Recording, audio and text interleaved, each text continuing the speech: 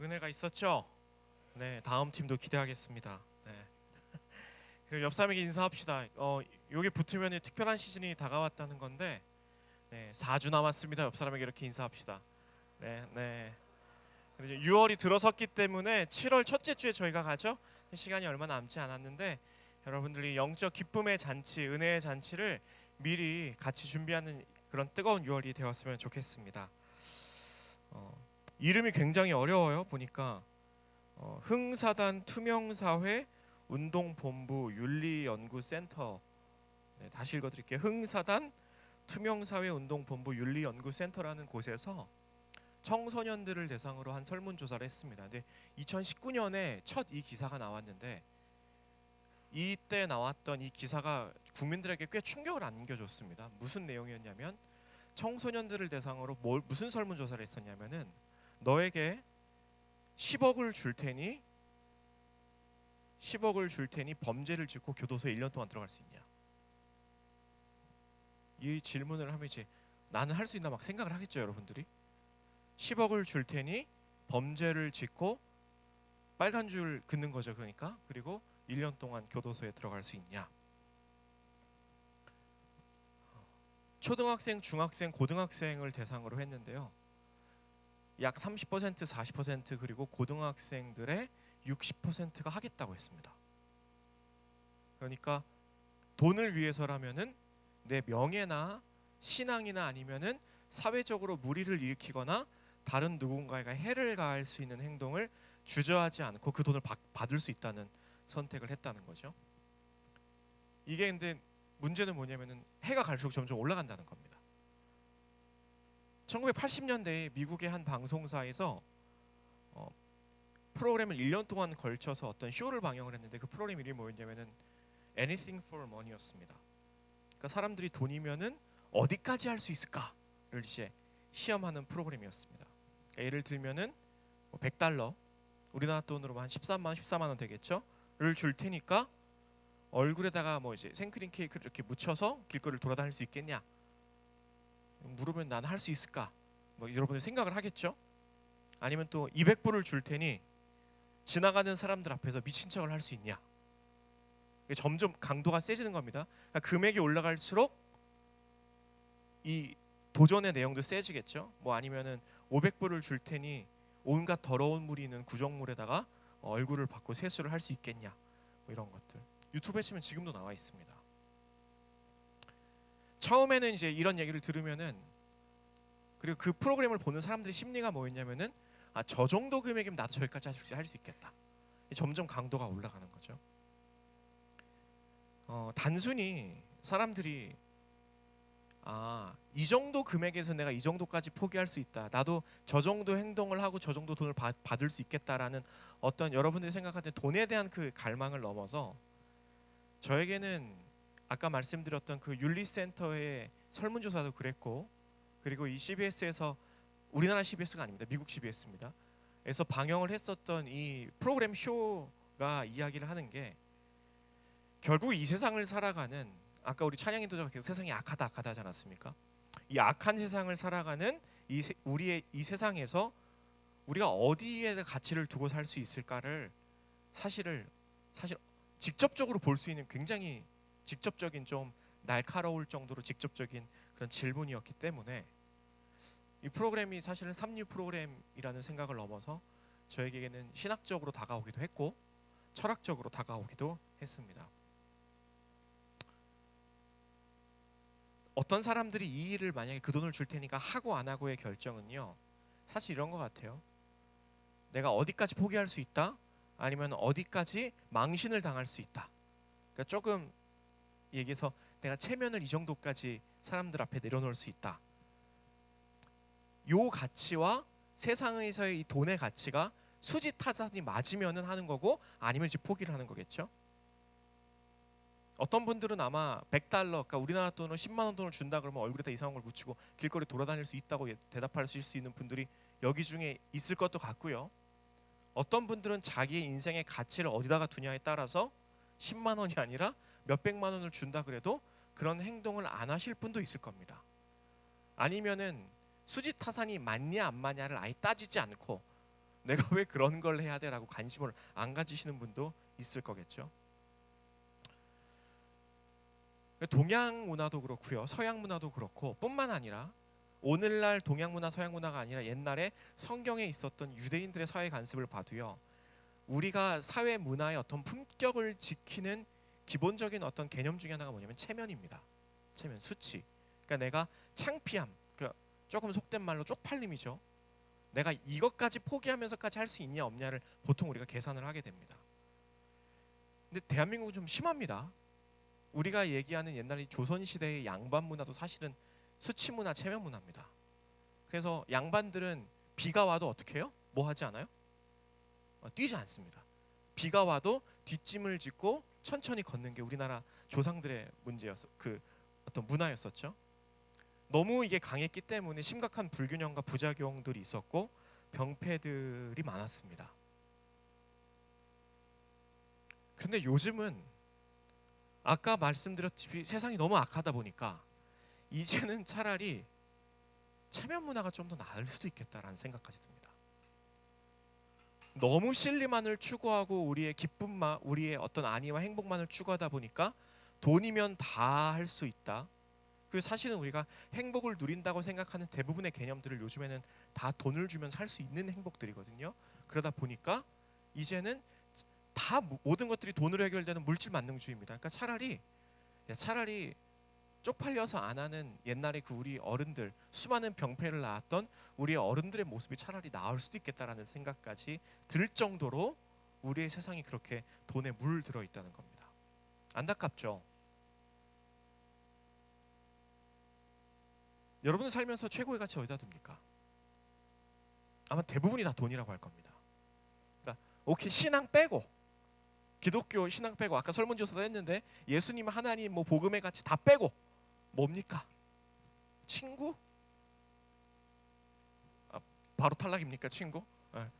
뭐 가족, 사랑, 아니면 여러분들의 고귀한 가치나 사회에서의 여러분들의 지위나 명성, 맞습니다. 다 있는데 절대적으로 지금은 돈입니다. 이 시대는. 수많은 리서치들을 조사를 해도 사람들이 가장 가치 있게 생각하는 이 개념이 10대부터 70대까지 연령별로 상관없이 1순위가 바로 다 돈입니다. 대한민국이 좀 심각하다 그래요. 돈이라고 하는 게 우리들한테 행복을 가져다 주기도 하고요. 옛날엔 돈으로 신분을 못 샀죠? 지금은 신분의 상승이 이루어집니다. 그렇죠? 어느 지역에 사냐, 몇 평의 아파트에 사냐, 어떤 차를 타느냐가 신분의 상승을 줍니다. 권력의 수단이 되기도 하고요. 때로는 우리의 편리함과 편안함 그리고 안전함도 보장해 줍니다.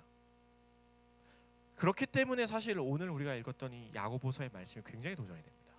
이러한 세상이기 때문에 이 세상이 점점 더 그러한 방향으로 가면 갈수록 오늘 본문이 훨씬 더 도전 있게 다가온다는 겁니다. 9절 말씀인데 한번 띄워주실 수 있습니까? 혹시 계속 좀 띄워놔 주실 수 있을까요? 같이 한번 읽어보겠습니다. 시작. 낮은 형제는, 네, 여기까지입니다. 낮은 형제는 뭘 자랑하라고요? 지금 세상은 자기가 돈 많은 걸 자랑하고 내가 가진 이 재물의 어떤 가치 때문에 내가 얼마나 높은 신분에 있냐를 굉장히 자랑하고 자랑스러워하는 시대가 되었죠. 내가 얼마나 가난한지 인스타에다가 올린 사람 아무도 없습니다. 내가 얼마나 여행도 더 멀리 갔냐, 더 비싼 좌석을 탔냐, 얼마나 남들이 못 가는 희소가치죠. 근데 결국 이 희소가치는 다 돈으로 살 수 있는 거거든요. 남들이 가지 못하는 레스토랑에 갔냐, 장소에 갔냐, 남들이 쉽게 사지 못하는 옷이나 자동차를 샀냐가 대부분 다 인스타 스토리에 올라오지, 내가 얼마나 남들보다 작은 방에 사냐, 내가 얼마나 검소하냐를 인스타에 올리는 사람이 아무도 없습니다. 근데 오늘 뭐라 그래요? 내가 다른 사람보다 높은 게 아니라 낮은 사람으로서의 높음을 자랑하라. 이게 무슨 말일까? 이 말을 조금 더 이제 해석을 하면 이런 뜻입니다. 가난한 사람들이여, 그러니까 가난하다는 전제입니다. 저희가 가난한 사람들이여 자기의 높음을 자랑하라. 가난한 사람들이 뭐가 높습니까?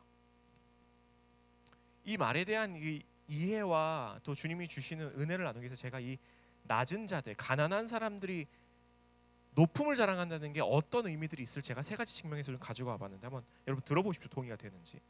첫 번째로 낮은 사람들을 보고 높음을 자랑하라는 게 뭐냐면요, 낮은 사람들도 상대적으로 낮은 거죠. 그러니까 가난한 사람들도 상대적으로 가난한 거니까, 가난한 사람들보다 뭐 한 사람이 있습니까? 더 가난한 사람. 그러니까 그 사람들을 비교 대상군으로 보면은 내가 높다는 얘기입니다. 그러니까 그 높음을 자랑하라, 이렇게 오해한다는 겁니다. 돈 많고 잘 사는 사람 보면 주눅이 들 때도 있죠. 근데 주눅이 들다가도 어디서 우리가 위로를 넣어요? 대부분이 나보다 더 못 사는 사람. 그러니까 나보다 잘 사는 사람을 보면서 아무도 위로를 못 얻습니다. 근데 나는 저렇게 될 수가 없는데, 저건 내 행복이 아닌데 생각을 하다가도 나보다 더 힘들게 열심히 살고 있는 사람을 보면은 맞아, 그래도 난 감사한 거야, 이렇게 우리가 다 생각을 한다는 거죠. 올려다 보면 화가 나지만, 한숨만 나오지만 내려다 보면 큰 힘이 된다는 거죠. 그러니까 옛날에 감사의 조건 어떤 책들을 읽어보면 그래요. 네가 지금 누리고 있는 거, 네가 뭔지를 생각을 해보라. 그게 바로 감사의 조건이다. 근데 사실 누리고 있다는 게 뭐예요?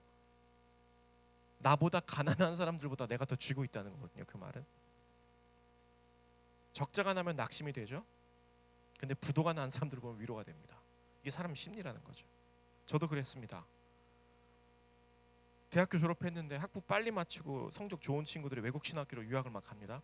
그러면은 사람이니까 어때요? 부럽고 주눅이 들겠죠. 저도 지금은 안 부럽습니다. 근데 그땐 진짜 부러웠어요. 근데 그러다가도 누구를 보면 위로가 돼요?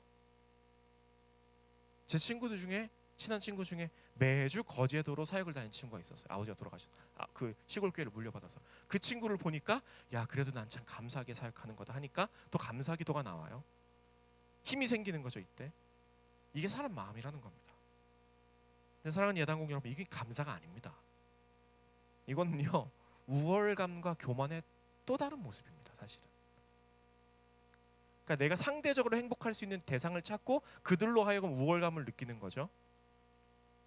이게 오늘 야고보 사도가 얘기하는 낮은 형제는 높아짐을 자랑하라는 얘기는 아닐 것 같아요. 어려운데, 어려워요, 어렵다고 힘들 때 나한테 와서 얘기를 합니다. 내가 돈이 없어, 힘들어, 너무 인생이 별로야. 야, 너보다 더 가난한 사람들을 봐. 저 노숙자들을 봐. 아니면 지진 때문에 죽어가는 사람들을 봐. 넌 행복한 거야, 당신은 괜찮은 거야 라는 의미에서 오늘 이 본문을 얘기했을 것 같지가 않다는 거죠. 근데 문제는 우리가 대부분 이런 데서 감사함을 찾습니다. 두 번째, 이 높음을 높아짐으로 해석을 하는 거죠. 그러니까 높게 해주신다. 실제로 오늘 이거 세번역 성경을 찾아보면 그렇게 나와 있어요. 그러니까 예를 들면 이런 겁니다. 지금은 내가 힘들어, 낮은 사람이라 가난하고 힘들때 높아짐을 자랑하래. 그러니까 나는 지금 안 높은데 뭘 자랑하라는 거야? 주님께서 언젠가 너를 높이 들어 써주실 거를 자랑을 한다고 해석을 한다는 겁니다. 여러분, 성실하게 일하다 보면 언젠간 성공합니다. 하나님의 일반 은총적인 범주 내에서 콩 심은 데 콩 나고 팥 남은 데 팥 나고, 열심히 공부한 사람은 높은 성적을 받고, 열심히 일하는 사람들은 남들보다 많은 재화를 모을 수 있는 게 세상의 법칙이에요. 그렇죠? 이것도 하나님의 법칙입니다. 자연 창조 섭리 법칙입니다. 그러니까 가난한 사람이라 그래서 평생 가난한 게 아니라 언젠가 열심히 일하다 보면 나도 돈을 벌게 될 거고, 우리가 좋아하는 구절 있죠. 하나님이 낮은 자를 어떻게 하세요? 높여주시고 나보다 저 위에 있는 사람들은 낮춰주시니까 그때가 분명히 나한테 올 거라는 거죠. 그러니까 나도 형통하게 될 거야. 그러니까 낮은 사람들은 그때 그 높아짐을 자랑하라. 그러니까 언젠가 주님이 나를 높아지게 해주실 것이라는 것을 미리 감사함으로 기뻐하면서 자랑하라는 겁니다. 힘이 됩니까, 안 됩니까? 힘이 되죠. 근데 하나님이 그렇게 안 하신다는 게 아닙니다. 하나님 그렇게 하십니다. 근데 문제는 하나님이 모두에게 언제나 그렇게 하지 않는다는 데 문제가 있습니다. 우리들 중에 어떤 사람들은 열심히 하다 보면 잘 되는 경우들도 있고요. 근데 참 안타깝게도 진짜 열심히 살고 노력하는데 하나님이 높여주지 않는 사람들도 있습니다. 그렇죠? 그 사람이 뭐 죄가 있다거나 그래서가 아니라 때로는 우리가 다 이해할 수 없는 하나님의 뜻들이 있다는 거죠. 우리는 이 세상을 살면서 축복을 과연 받을 수 있는 인생인지, 이 세상의 어떤 물질적인 풍요를 누릴 수 있을지, 하나님이 나한테 그걸 허락해 주실지 아무도 모릅니다. 그걸 확신하고 살 수 있는 사람은 없습니다. 그러니까 오늘 본문에서 야고보 사도가 낮은 사람들은, 가난한 사람들은 높음을 자랑해라, 그러니까 주님이 언젠가 높여주실 것을 자랑이라는 말도 아닌 것 같아요. 그렇지만 또 아이러니한 것은 뭐예요? 우리가 대부분 이런 걸 꿈꾸고 산다는 겁니다. 세 번째, 이렇게도 이 말씀을 볼 수 있을 것 같아요. 그러니까 비록 내가 지금은 좀 힘들어요. 그런데 곰곰이 생각해봐. 인생을 차근차근 다 잘근잘근 씹어 먹어봐. 모든 것이 하나님의 은혜였어. 하나님이 너에게 주지 않으신 것이 없어. 그러니까 그 감사거리를 눈 뜨고 찾아보면, 믿음의 눈을 들고 보면 있어요, 없어요? 있다는 거죠. 우리가 대부분 감사하고 자랑해라 이런 것들을 이렇게 이유를 찾습니다. 그러니까 만약에 나는 돈이 없어서 너무 가난해, 어떤 부모님이. 근데 왜 난 왜 이럴까? 생각을 해보니까 건강해. 그러니까 건강을 자랑하는 거죠. 물려줄 땅은 없어도 가족이 화목해. 야, 그럼 이게 내 자랑이 될 수 있고 높음이 될 수 있고, 우리가 이렇게 감사거리를 찾는다는 거죠.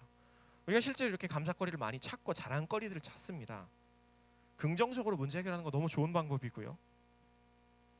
그런데 죄송해요, 제가 원래 좀 불평이 많고 의심이 많은 사람이라 이런 방법으로만 인생을 살라 그러면 좀 억지스럽습니다. 사실 목사가 믿음이 없는 것 같습니까? 감사할 거리가 얼마나 없으면, 오죽하면 감사할 거리를 억지로 막 찾아가지고 말장난한다는 생각이 저는 들었던 적이 있었다는 말입니다. 예를 들면 이런 거죠. 한 군인이 전쟁에 나갔어. 2다리를 잃었습니다. 근데 그 군인이 뭐라고 고백을 해요? 저에게는 2팔이 남아 있습니다. 이런 고백을 하시는 분들 보면 어때요? 대단하죠? 멋있죠? 저도 그렇고 싶습니다. 그런데 그 사람이 진짜 2팔만 있는 게 남들보다 행복해서 자랑을 하는 건 아닌 것 같아요. 만약에 2팔이 있는 게 진짜 감사거리여서 감사라고 한다면요, 아마 저와 여러분들 중에 감사하는 사람 거의 없을 겁니다. 그렇죠? 근데 그럼에도 불구하고 있으니까 감사해라라고 하는 게 무슨 말인지는 알고 너무나 귀한 고백이지만 때로는 비인격적이고 억지스러울 때도 있다는 겁니다. 오늘 야고보 사도가 낮은 자는 자기의 높음을 자랑하라 라는 이야기를 이런 식으로 우리가 해석을 하고 받아들이고 세상에 그렇게 이야기하니까 우리가 그냥 별 생각 없이 고민 없이 그냥 받아들인다면, 오늘 본문을 읽은 아들을 잃어서 슬퍼하는 부모가 있다면 우리는 그 사람에게 뭐라고 권면을 해야 돼요? 오늘 본문이 이런 뜻이라면은 아들을 잃었지만 당신에게는 딸이 남아 있으니까 감사하시고 자랑하십시오, 이렇게 얘기해야 됩니다. 그렇죠? 틀린 말이 아니죠. 근데 이게 비인격적이라는 얘기입니다. 어떤 일들을 우리가 직면을 하다 보면 살다가 해석이 안 되는 문제들이 있습니다. 가난의 문제도 그렇고요, 건강의 문제도 그렇고, 관계 문제도 그렇고, 하나님을 믿기 때문에 받아들이려고 막 노력은 해요. 그런데 여전히 상황은 고통스러워요. 안 바뀝니다. 그리고 자꾸 다른 것들이 있잖아, 찾아봐. 근데 다른 것들이 잘 안 찾아져요. 너무 힘들어서. 왜냐면 마음에 여유가 없거든요. 그만큼.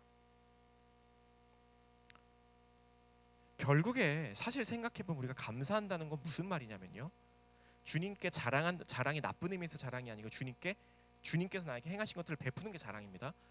그것들을 생각을 해본다면요, 아무리 내가 어려운 상황에 있다고 할지라도 그럼에도 불구하고 그 상황을 우리에게 허락하신 하나님의 섭리를 인정하는 것이지, 지금 이 상황이 이러니까 여기서 감사거리를 찾아라 라고 하는 것들을 절대적으로 요구하는 게 아니라는 겁니다. 잃어버린 것 때문에 힘들어, 남들보다 없는 것 때문에 어려워, 그럼에도 불구하고 내 삶을 붙들고 계신 분이 누구예요? 하나님이시라는 거. 그 선하신 섭리가 있고 나의 그 삶을 붙들고 계신 분이 하나님이라면, 아까 여러분들 찬양 끝에 고백한 것처럼, 그렇다면 아무리 세상이 악해도 아무리 이해가 안 가도 내가 믿고 따라가겠습니다 라는 게 진짜 감사할 거리고 자랑이라는 거죠. 생각을 해보십시오. 여러분 욥기 아시죠? 욥이 세상 사람들이 상상도 못할 가난과 어려움들과 건강의 어떤 잃어버림을 경험을 합니다. 자식들 다 잃어버렸어요. 그렇죠? 근데 욥기 맨 마지막에 보면은 욥이 하나님께 새로운 자식들을 얻습니다. 여러분들 기억하시죠? 그리고 욥이 그때 하나님께 감사합니다. 근데 잘 생각해 보십시오. 여기서 욥이 하나님께 감사하는 건 뭐냐면요, 내가 힘들어, 그건 잊혀지지 않는 고통입니다. 어려워. 그럼에도 불구하고 이 상황마저 허락하신 분이 누구예요? 모든 주권을 가지고 계신 여호와 하나님이라면 그러니까 감사하는 거지, 새 자식들 때문에 감사하는 게 아니라는 겁니다. 왜요? 욥은 이미 자신의 옛날 자식들을 어떻게 했어요? 잃어버리고 땅에 묻었어요. 여러분 생각을 해보십시오. 주님이 10명의 새로운 자식들을 죽었으면은 기존에 죽은 5명의 자식이 생각 안 날까요? 그건 평생 부모 가슴에 묻어가는 겁니다. 그러니까 야 이거 없고 주님이 주신 거에 감사한 게 아니라 사실 어떤 조건들 때문에 내가 자랑하고 감사한다는 게 아니라 허락하신 분이 주님이기 때문에 자랑할 수 있다는 겁니다. 이런 의미에서 오늘 본문의 이 9절 말씀은요, 내게 부요함은 없고 나는 남들이 가진 것을 가지지 못한 것들이 있지만 그러나 하나님이 내 인생을 붙들고 계시다는 바로 그 사실이 내 인생의 높음이기 때문에 내가 그것을 자랑한다는 의미입니다. 굳이 어떤 상황에서 높아질 것을 억지로 찾는다는 의미가 아니라, 아니면 아까 말씀드린 대로 정말로 그런 것이라면요, 감사해야 된다는 거는 너무 힘듭니다. 하나님을 믿는 것보다 더 어려워요. 왜? 내 안에서 자기 기만을 계속 해야 되거든요. 적어도 저는 그렇습니다. 그러나 그것들을 주신 분이 하나님이라면 자기 기만 안 해도 받아들일 수 있다는 겁니다. 10절로 넘어와서 한번 띄워주시겠습니까? 같이 한번 읽어보겠습니다. 시작. 자, 시작. 10절입니다. 시작.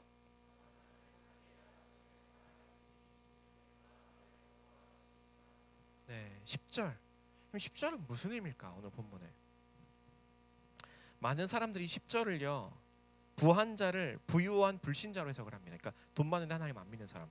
근데 사실은 원어를 해석해 보면요 그건 아니고 이건요 돈이 많은데 믿는 사람들이에요. 그러니까 방금 9절까지는 뭐였어요? 믿는데 돈이 있는 사람 없는 사람? 없는 사람이었죠. 근데 10절은 믿는데 돈이 있는 사람. 그러니까 결국 작은 소결론을 하나 드리자면요, 돈이 있고 없고가 중요한 게 아니라는 겁니다. 하나님이 중요한 거지. 10절 같이 보겠습니다. 야고보 사도가 부유한 신자들에게 그럼 뭘 말하고 있을까?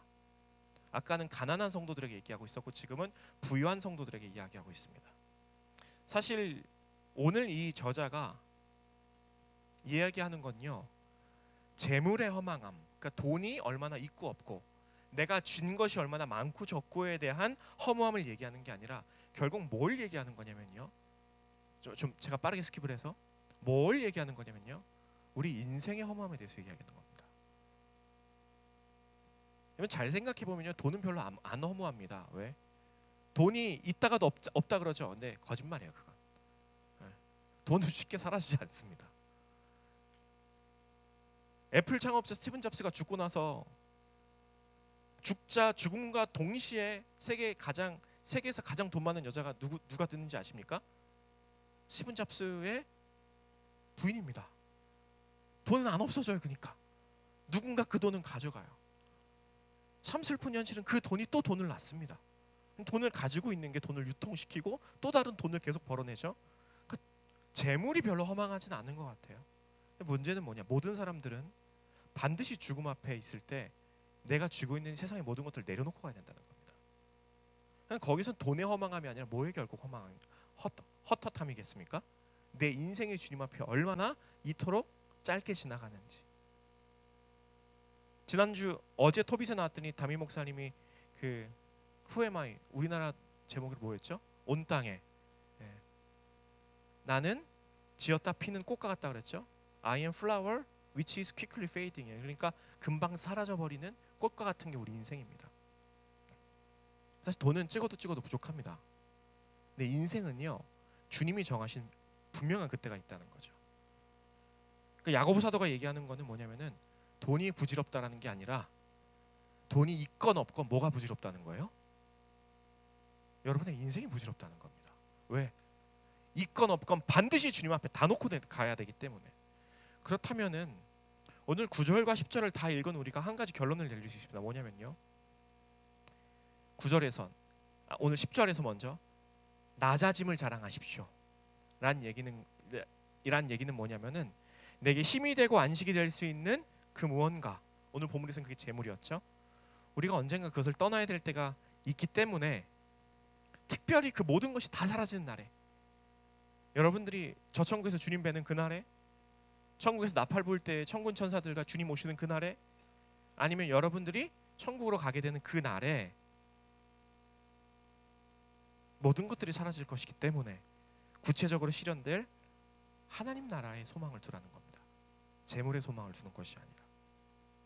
살다 보면 부유할 수 있죠. 왜냐하면 10절이 부유한 성도들에게 얘기하는 거니까. 그걸 지금 누릴 수도 있습니다. 그런데 그것이 아무리 많아도 많은 게 죄가 아닙니다. 아무리 많아도 그것보다 더 소중한 거를 고백할 수 있다는 게 바로 하나님 나라의 백성됨이라는 겁니다. 그러니까 손에 쥐고 있는 재물이 작든지 많든지 하나님 앞에서는 다 필요 없고 내 인생을 붙들고 계신 분이 하나님이다. 이게 바로 높아짐도 될 수 있고 낮아짐도 될 수 있다는 겁니다. 우리가 이것을 인정할 때만 진정한 하나님 나라의 기쁨을 누릴 수 있게 된다는 거죠. 세상은 계속해서 우리를 속입니다. 악하기 때문에 뭐라고 속이면요, 돈이 있으면 행복하고 없으면은 불행하다. 있어도 불행하고요, 없어도 불행합니다. 돈이 있어도 하나님이 있으면 행복하고요, 돈이 없어도 하나님이 있으면 행복합니다.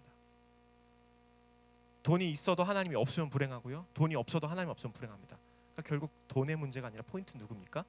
내 인생을 쥐고 계신 분이 하나님이시냐 라는 포인트에 우리 인생의 모든 것들이 달려 있다는 겁니다.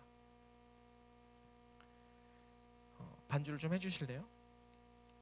어쩌다 보니까 오늘 선교데이도 했고 의도한 건 아닌데 이따가 그 엑스이도 수료식을 잠깐 할 거고요, 수료증 전달식을 하다 보니까 오케이, 무슨 말인지 알겠어. 근데 이 여러분들께 오늘 이 야고보서의 말씀을 가지고 어떤 도전을 드릴 수 있을까? 그러면 뭐 어쩌라는 거예요? 그럼 벌라는 거예요? 말라는 거예요? 버십시오, 열심히. 여러분 부자 되기를 축복합니다. 네, 그 이럴 땐 아멘이 나오고. 근데 부자가 될 거면 하나님 잘 믿는 부자가 되십시오. 하나님 잘 못 믿는 부자는요, 돈 없는 크리스찬보다 못합니다. 여러분 그렇게 고백하십니까? 네. 담임 목사님 맨날 말씀하시죠. 영적으로 성공하면요 다 성공한 거예요. 영적으로 실패하면요 인생 망하는 겁니다.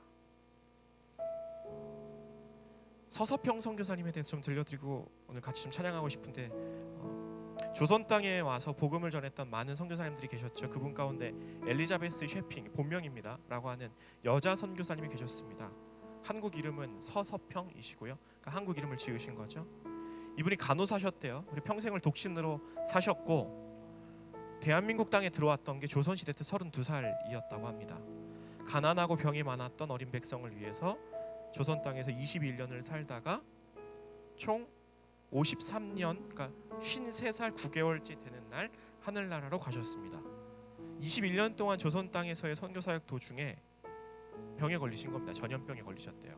그러니까 그 당시만 해도 우리나라가 위생이 굉장히 이제 이 개념이 없었기 때문에, 더군다나 여성이었기 때문에, 그 당시 우리나라는 이제 유교와 불교 문화였는데 더군다나 결혼을 안 한 여성이었어요. 독신 여성. 그냥 존재 자체만으로 수많은 조롱을 받았습니다. 그런데 마지막까지 병자들과 가난한 자들을 돌봐주었습니다. 그리고 이분이 53살에 조선 땅에서 장례식을 할 때 존 니스펫이라고 하는 다른 한 선교사님 참석을 하셨대요. 그 장례 소식을 듣고. 그러다가 이 선교사님 집 거실에 붙어있던 좌우명을 보게 되었고 너무나 감동받아서 그 감동과 느낌을 미국 그 선교 본부에다가 전달한 편지가 지금도 기록이 되어 있다고 합니다. 그 집에 뭐라고 서서평 선교사님이 우리나라에서 21년 동안 선교를 하시면서 적어 놓으셨냐면요, 그분의 좌우명이 이렇습니다. 근데 너무 유명한 좌우명이라고 여러분 아실 겁니다. 따라해 봅시다. 성공이 아니라 섬김. 네, 섬김입니다.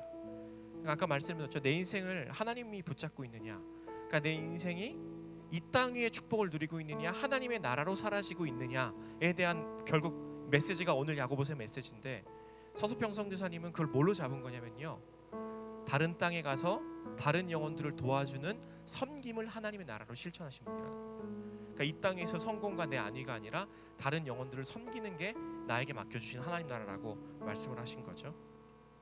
그분이 무슨 부자가 되겠다는 생각을 가지고 온 것 같진 않아요. 그분이 오셨던 조선시대는요, 우물에서 물을 길었던 시절이고요, 우리나라가 집신을 꼬아서 신었던 그런 시절이었다고 합니다.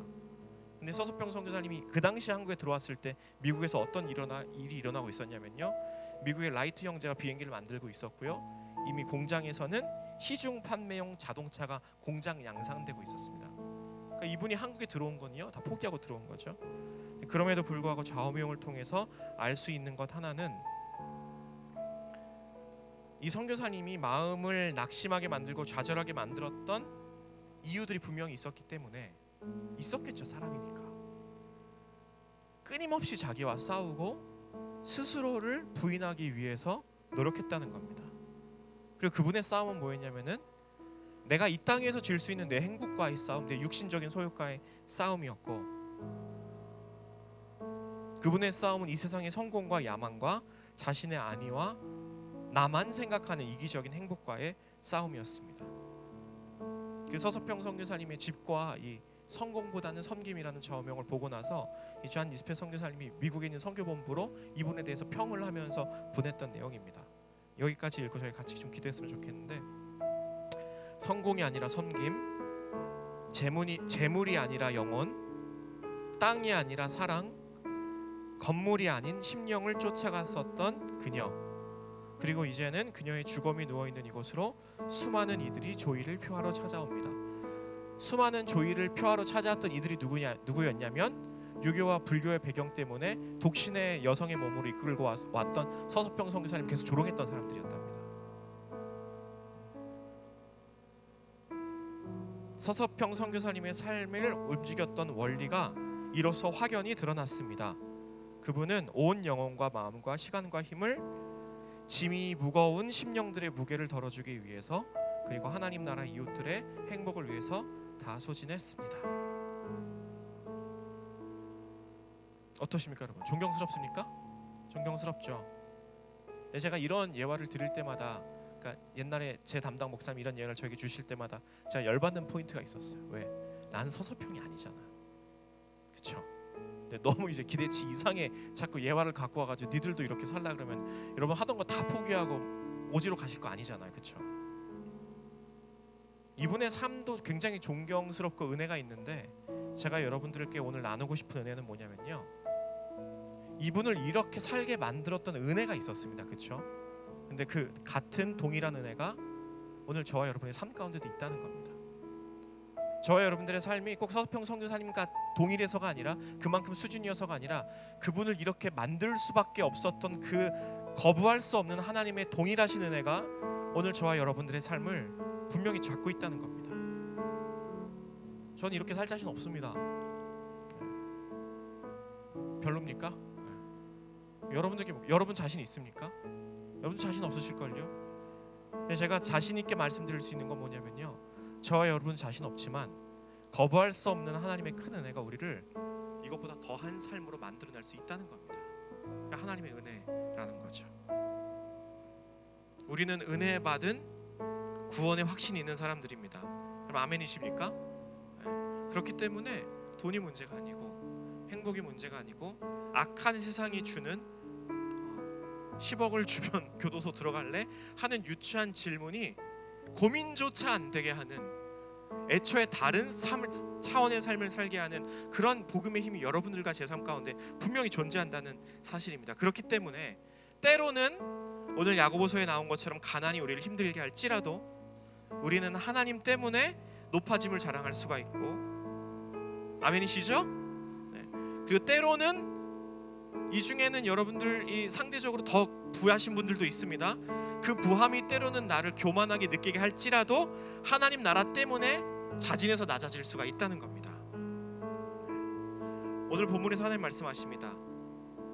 내가 낮은 사람이라고 생각하는 여러분들, 하나님으로 인하여 높음을 자랑하시길 원하고, 내가 조금 다른 사람들보다 조금 더 유리한, 조금 더 편한 환경이 있다고 생각하시는 여러분들은요, 하나님으로 인하여 낮아질 수 있다는 사실을 자랑하십시오. 그리고 언젠가 주님 뵈는 그날에 다 놓고 떠나야 되는 그때가 오면요, 그때는 진짜 하나님밖에 자랑할 게 없다는 그 사실을 여러분들이 기뻐하실 수 있기를 축복을 합니다. 마지막으로 저를 따라서 한번 고백하고 우리가 찬양했으면 좋겠습니다. 우린 택하신 족속이요, 우린 택하신 족속이요, 왕같은 제사장이요, 거룩한 나라요, 그의 소유된 백성입니다. 이것이 우리의 영원한 정체성 되기를 원합니다. 우리 같이 일어나 찬양하겠습니다. 주의 나라가 임할 때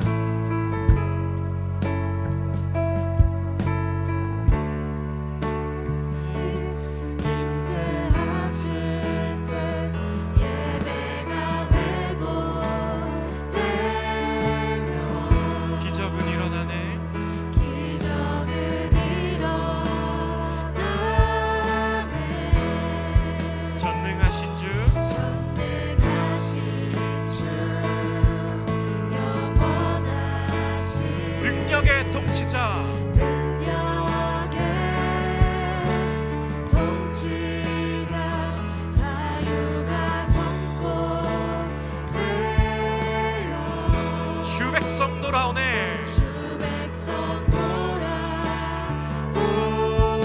같이 고백할까요?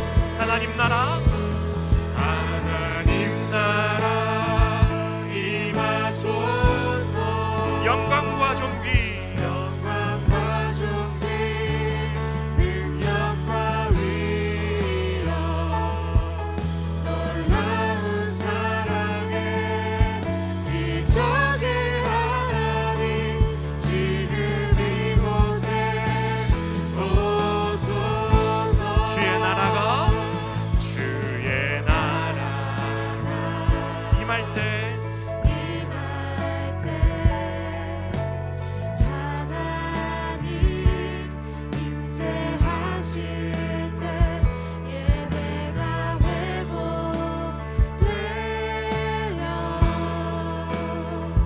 기적은 일어나네. 전능하신 주,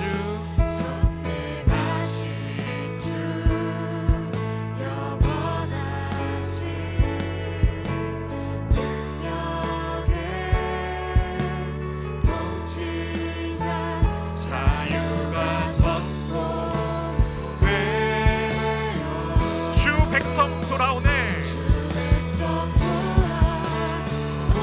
우리 함께 고백합니다. 하나님 나라, 하나님 나라 임하소서. 영광과 존귀, 능력과 위엄, 놀라운 사랑에 기적의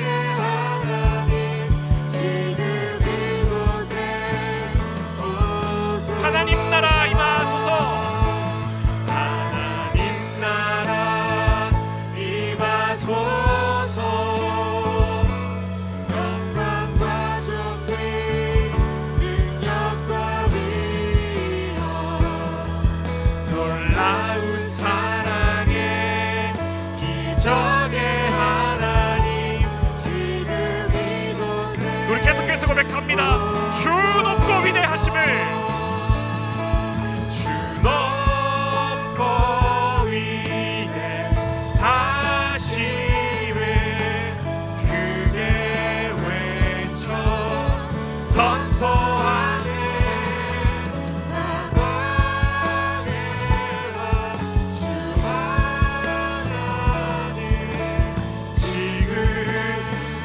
손 높이 들고 다시 한번 고백합니다. 주 높고 위대하심을, 주 높고 위대하심을 크게 외쳐 선포하네.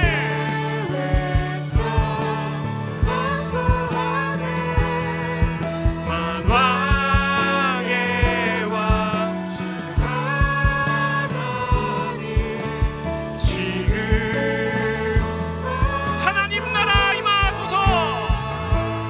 하나님 나라 임하소서. 영광과 존귀, 능력과 위엄, 놀라운 사랑에 기적의 하나님 지금 이곳에. 다시 한번 고백합니다. 믿음 다하여 그 위에 서리라.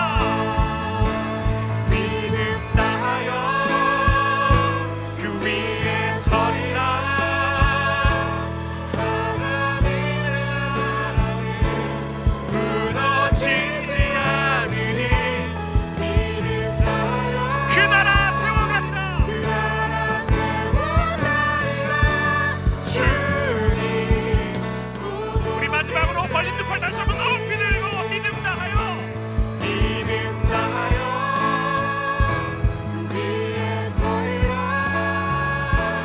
하나님의 나라는 주님, 이것이 우리의 고백입니다.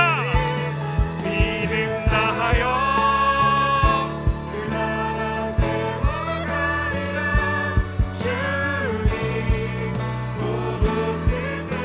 주님 곧 오실 때까지, 주님 곧 오실 때까지, 주님 곧 오실 때까지.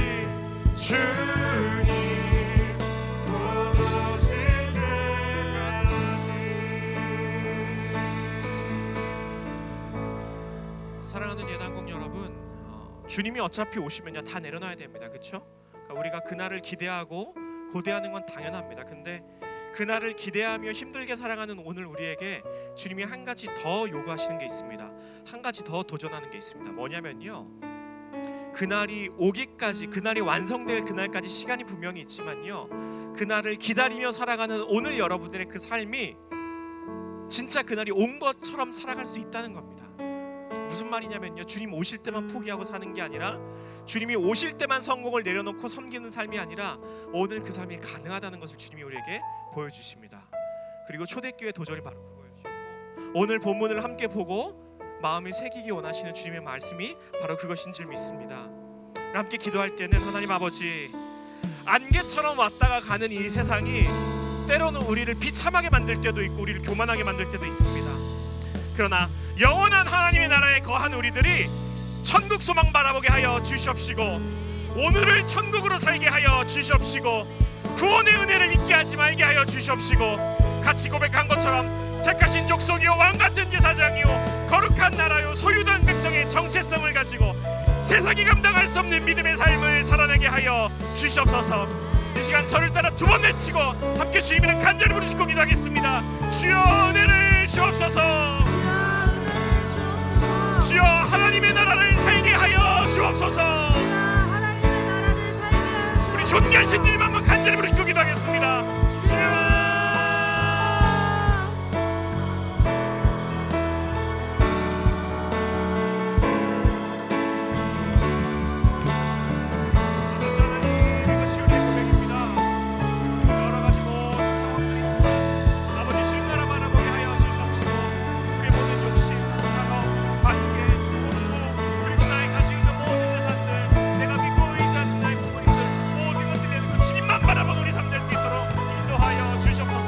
세상은 감당할 수 없는 믿음의 야성들이 우리 안에 생겨날 수 있도록 아버지 인도하여 주시옵소서.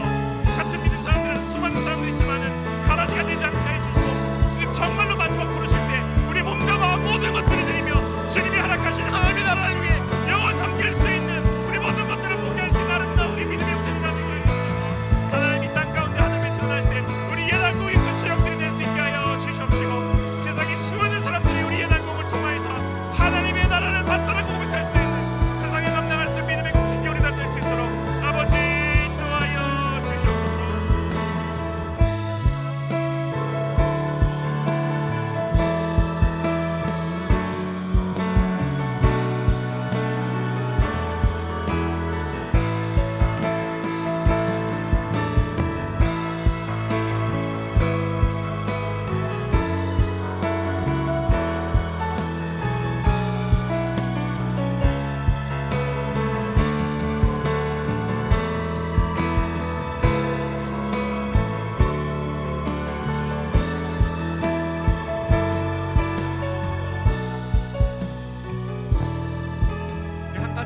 한 가지만 더 놓고 기도했으면 좋겠습니다. 아까 맨 처음에 말씀 나눌 때 돈 어느 정도 어디까지 포기할 수 얘기했었죠. 여러분께 한 가지 도전 드리겠습니다. 여러분들, 하나님 나라를 위해서 어디까지 포기할 수 있습니까? 나를 위해 십자가에서 물과 피를 쏟으신 주님을 보면서 여러분의 인생 어디까지 드릴 수 있습니까? 주님, 요 정도 되면 제가 주님 섬기겠습니다. 요 정도 가져가시면 제가 이해 범주입니다. 여러분, 아직도 같이 줄다리기 하면서 무엇이 더 가치 있는지, 무엇이 내 삶에 더 유익을 가져다 줄지 싸우는 게 사실은 우리 평생의 삶입니다. 그러나 오늘 그 모든 죄악의 꽃 체인들과 그리고 내 부족함들을 주님 앞에 다 내려놓고, 주님이 가장 귀합니다. 내 낮아짐도 나의 높아짐도 하나님 나라의 가치 앞에선 다 포기할 수 있습니다. 주님이 나의 모든 것 되심이라고 이 시간 나의 모든 부족함들과 여전히 내가 쥐고 주님께 드리지 못하는 것들을 놓고 함께 같이 좀 선포하며 기도했으면 좋겠습니다. 관계, 학업, 재물, 공부, 미래, 불안, 이성친구, 여러분들이 가지고 있는 모든 여러분들이 소중한 것들을 주님 앞에 내려놓고 주님만 섬기겠습니다. 주님만 사랑하겠습니다.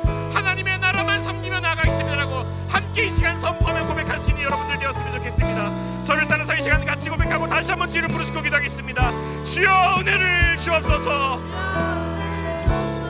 주여 주님만 선택하는 삶 살게 하여 주옵소서.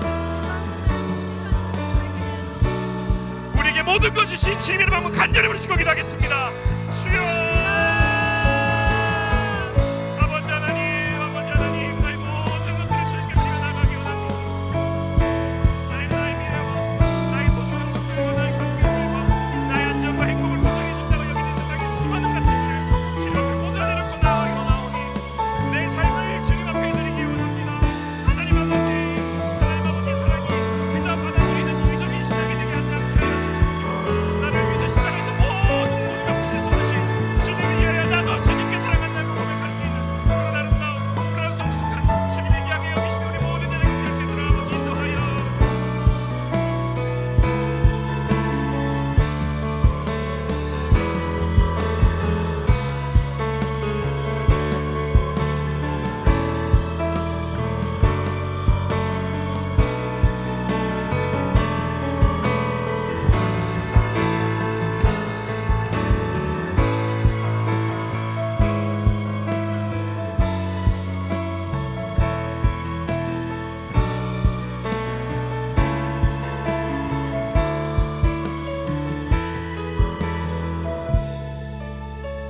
하나님 아버지, 너무나 악한 이 세상이, 그리고 정말 짧은 부질없는 이 세상이, 안개처럼 왔다가 가는 이 세상이 우리를 불행하다고 느끼게 만들 때도 너무나 많고, 또 때로는 우리를 교만하게 느끼게 만들 때도 너무나 많음을 고백합니다. 그러나 하나님, 영원한 하나님 나라를 우리에게 허락하여 주셨으니 나의 모든 높아짐과 나의 모든 낮아짐과 나의 영원한 행복이 나의 어떠함과 내 주이 아니라 내 인생을 붙들고 계신 주님의 하나님 되심을 고백할 수 있도록 아버지, 우리 모든 예단공 가운데 용기 주시고 힘 주시고 그 입술을 열어 고백할 수 있도록 아버지 은혜를 베풀어 주시옵소서. 우리를 위해 십자가에서 모든 물과 피를 쏟으신 그 예수님의 사랑을 그저 여전히 혼자 받아서 누리기만 하는 이기적인 인생이 아니라 그 나의 사랑을 주님께 이제는 고백할 수 있는 믿음의 성숙이 있는 그런 우리 모든 예단공 될 수 있도록 인도하여 주시옵소서.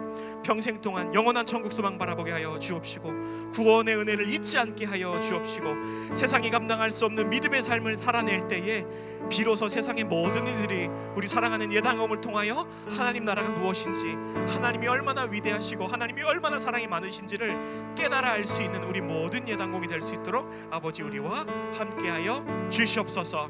평생 동안 그런 복된 삶을 살 수 있도록 우리와 함께하여 주시기를 간절히 소망하오며, 사랑이 많으신 그리고 우리를 위하여 모든 것들을 내어주신 예수 그리스도의 이름으로 기도드립니다. 아멘. 우리 주님께 주신 은혜를 기억하며 영광의 박수 올려드리겠습니다.